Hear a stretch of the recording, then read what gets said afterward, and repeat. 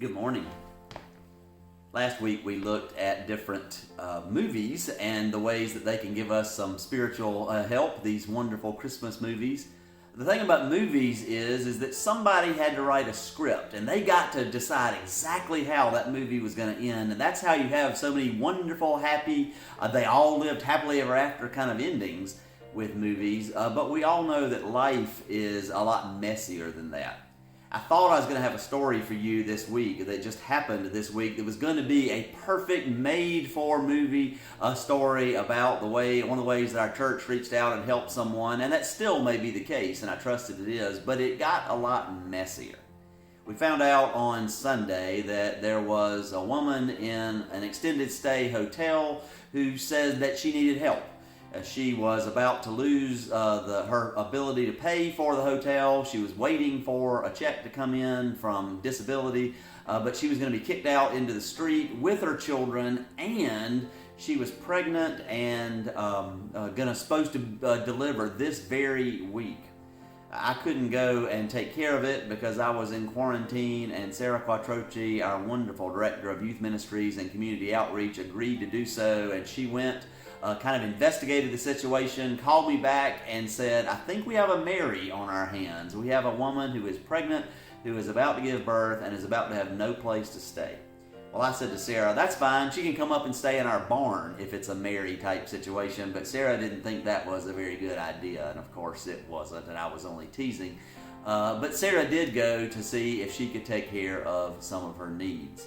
Now, we were worried at first that we might not have the money. We've already spent all of our money that we had allocated for that this year, we thought. But I remembered that the family had given some money for COVID relief and other emergency relief. And sure enough, there was just enough left in that account to buy the woman groceries for the week and also to be able to take care of her hotel fee. And so Sarah went and bought groceries and then went over to the hotel, gave the woman the groceries, and then she called me and said, I'm on my way now from giving her groceries to going to the front office in the hotel, but I'm really suspicious. My red flags are kind of flying. I'm not sure her story is totally true. I'm very confident she's pregnant, but she doesn't look like she's as pregnant as she said she was. She doesn't look to me like she's particularly high risk, and there's really no indication that there are other children around. And we talked about it for a little bit, and we finally decided that we would go ahead and do what we said that we would do, that we would pay for her hotel room, and that we would just trust that we were doing the right thing. And in reflecting on that since then, I have been reminded of what Jesus says in Luke 6, where he says, if anyone strikes you on the cheek, offer the other also.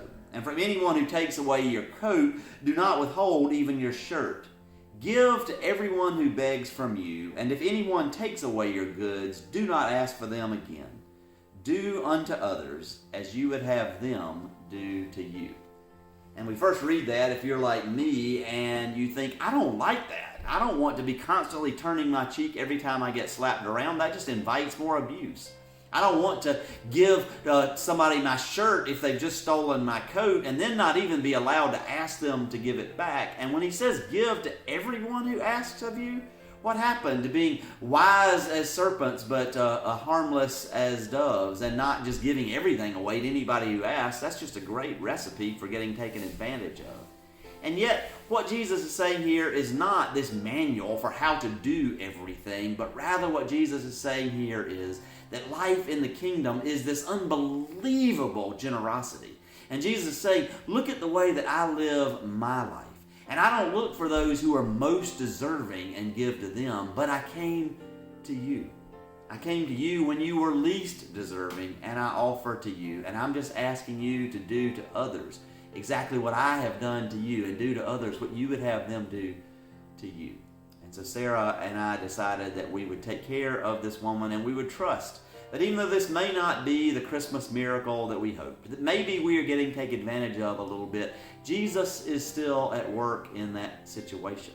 And Jesus came to save me, not because I was deserving, not because I had my story all right and I was deserving, but because I was not deserving at all, and yet he still had mercy on me, even when in some ways me asking for salvation is taking advantage of him because it's something I don't deserve.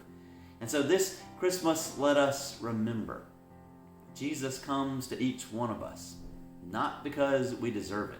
And Jesus asked us to be extravagant, to be generous, not only to those that we think that deserve it, but even be extravagant and generous sometimes when we suspect we're getting taken for a ride, because that's what he did for us, and that's what we're called to do for others.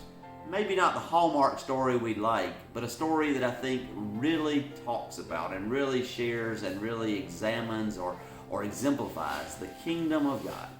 The kingdom of God that is among us because God is with us.